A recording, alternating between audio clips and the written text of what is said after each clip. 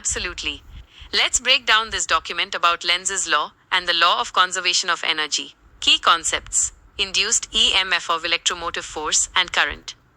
When a magnetic field changes around a conductor, like a coil of wire, it can induce a voltage EMF in the conductor, which can then cause current to flow. Magnetic flux.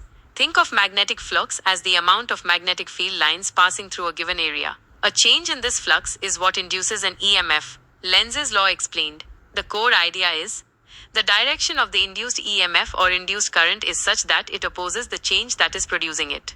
Let's look at the examples given in the document. 1. Magnet moving near a coil.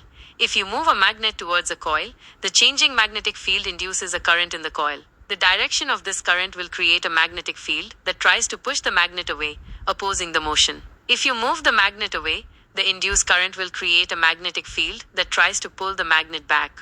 2. Changing current in a primary coil. Imagine two coils close together.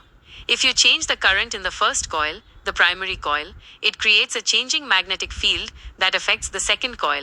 The second coil will have an induced current that tries to counteract the change in the first coil's current. If the first coil's current was increasing, the second coil's current will try to create a field that cancels out the increase. Lenz's law and conservation of energy. This is the crucial part. The document argues that Lenz's law is a direct consequence of the law of conservation of energy. Work is required.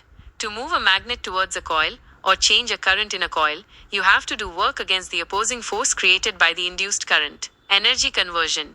This mechanical work is converted into electrical energy in the coil, the induced current. The what-if scenario. The document then presents a hypothetical scenario where Lenz's law is wrong. No opposition. Imagine if the induced current aided the change instead of opposing it. Runaway effect.